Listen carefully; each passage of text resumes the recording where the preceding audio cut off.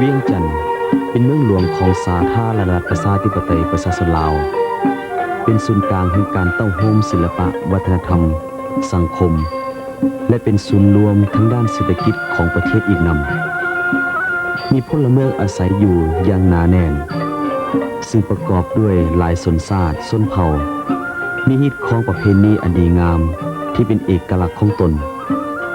โดยส่วนใหญ่ไม่นับถือศาสนาพุทธพร้อมนี้นครหลวงเวียงจันทน์ยังเป็นศูนย์กลางการเต้าโฮมวัตถุโบราณสถานโบราณอันเป็นมรดกของชาติอีกอย่างหลากหลายเมื่อเว้าถึงวัตถุโบราณและสถานโบราณแล้วที่ผ่านมาพวกเขาได้นำเสนอต่อบรรดาท่านแล้วจำนวนหนึ่งและมื้อนี้ทีมงานผลิตสารคดีมรดกลาวของพวกเราก็จะพาท่านไปรู้จักสถานที่โบราณที่สำคัญอีกแห่งหนึ่งซึ่งได้รวบรวมวัตถุโบราณทั้งศาสนาอันเก่าแก่และศักดิ์สิทธิ์ที่หลายท่านรู้จักดี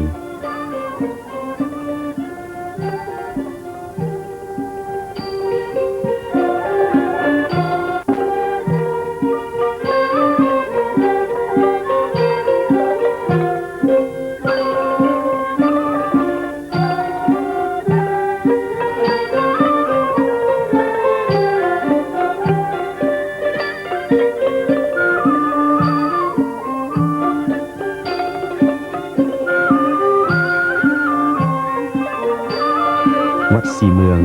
เป็นวัดหนึ่งที่เก่าแก่และศักดิ์สิทธิ์ตั้งอยู่ระหว่างเส้นทางพบกันของถนนเศรษฐาธิราชและสามแสนไทยคุ้มสีเมืองเมืองศรีสัตนากำแพงนครเวียงจันทน์วัดแห่งนี้มีความสำคัญทางด้านประวัติศาสตร์ศาสนาและติดพันกับชีวิตประจำวันของประชาชนลาวชาวเมืองได้ให้การเคารพสักการะบูชาซึ่งถือกันมาแต่สมัยโบราณจนเท่ายุคปัจจุบันสำหรับความสำคัญทั้งศาสนาของวัดแห่งนี้พวกเขาจะเห็นเป็นประจักษ์ตาอีกอันหนึ่งก็คือเวลาเพิ่นจะไขงานบุญนมัสการพระธาตุหลวงชาวนครหลวงเวียงจันทน์ได้มาเต้าโฮมกันจัดพิธีอยู่ณวัดแห่งนี้ก่อนโดยเฉพาะก็เป็นการแห่พระศาสตร์พึ่งเพื่อถวายบูชาที่วัดแห่งนี้แล้วเพิ่นจึงเริ่มแห่จากวัดแห่งนี้ไปบูชาพระธาตุหลวงในมื้อวันเพ็ญ15 ค่ำเดือน12ของทุกๆปีการปฏิบัติมาเช่นนี้ได้เริ่มมาแต่สมัยใดเมื่อใดและด้วยเหตุผลอันใดนั้นยังบ่มีหลักฐานยั่งยืนเป็นอันละเอียดบอกได้เทื่อมีเพียงแต่คำกล่าวอ้างที่บ่เป็นทางการได้แต่สันนิษฐานโบราณวัตถุและการปฏิบัติกันมาในประวัติศาสตร์เท่านั้นได้กลายเป็นความเชื่อถือที่บ่อาจทิ่มปะได้จึงสืบทอดสืบต่อกันมาจนเท่าทุกวันนี้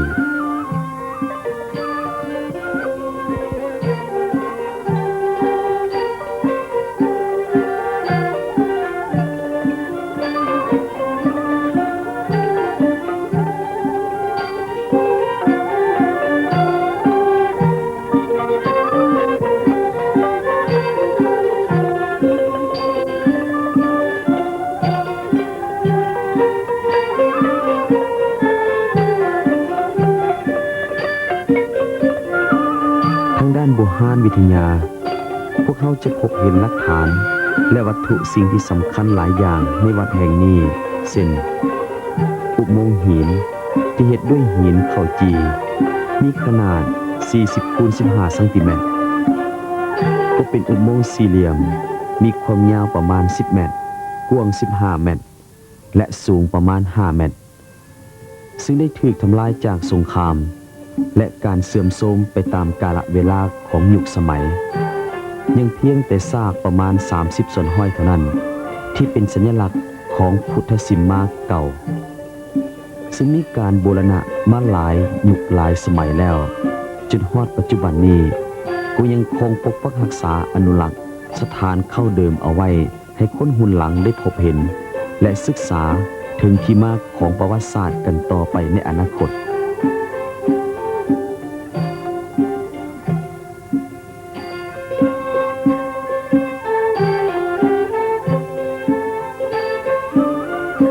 ค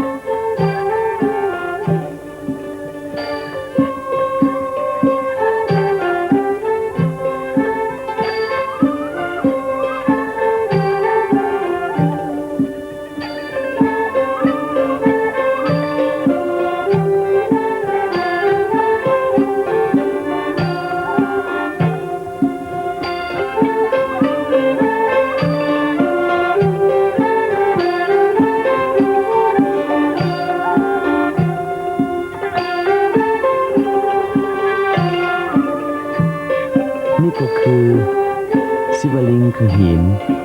หรือคนทั้งหลายที่มักเอิ้นกันว่าหลักเมืองที่อนุรักษ์รักษาไว้แทนพระพุทธรูป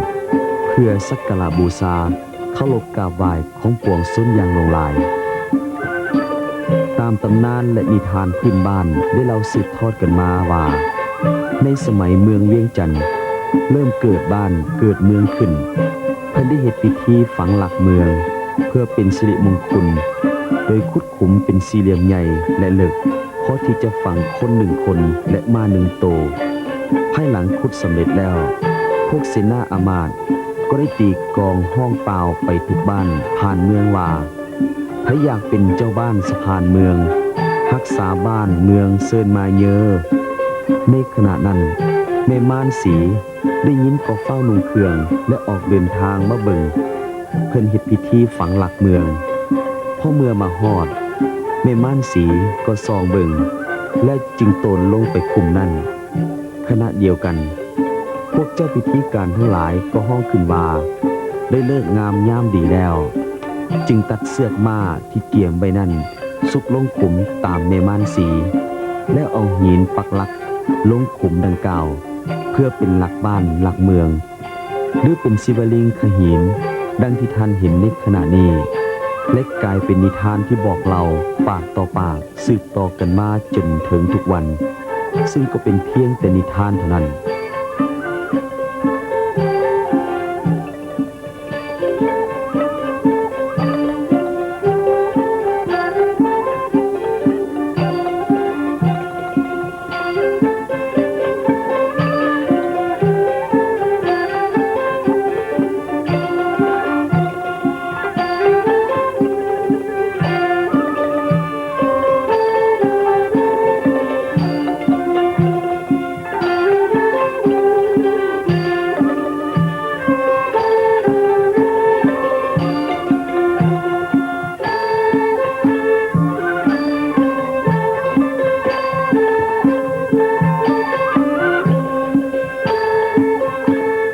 สิมานี่ได้บูรณะคืนเมื่อต้นศตวรรษที่20สมัยเวียงจันทน์คืนซี่โดยเฮ็ดตามโครงสร้างรากฐานเดิมส่วนโค้งหลังคาบานประตูและป่องเยี่ยมเป็นตกแต่งสร้างขึ้นใหม่ในทศวรรษที่8ของศตวรรษที่20โดยตระกูลสร้างศิลปะเวียงจันทน์ใหม่ที่มีความสวยงามและเอกอ้างถึงความดุมันขยันเพียรและความองอาจกล้าหาญที่ประจักษ์ต่อสายตาของสาวโลกผู้มาเที่ยวชมอีกด้วย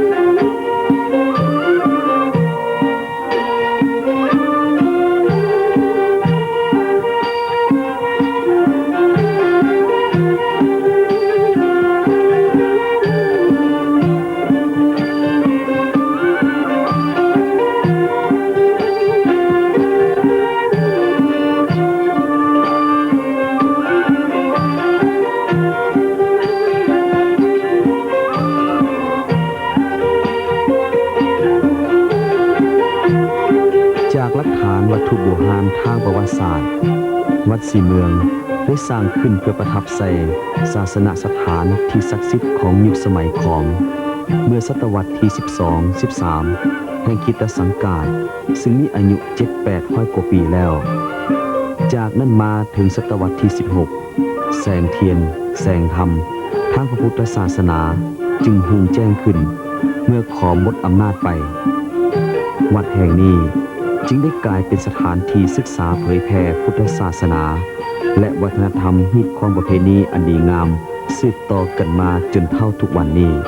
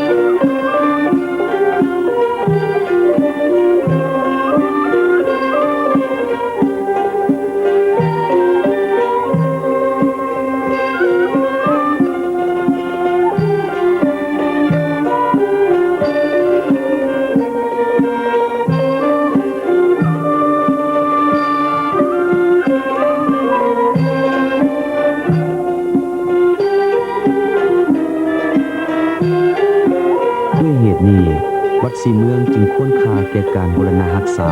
และส่งเสริมให้กลายเป็นมรดกอันล้ำค่าคู่กับชาวลาวและชาติลาวของพวกเขาตลอดชั่วกาลนาน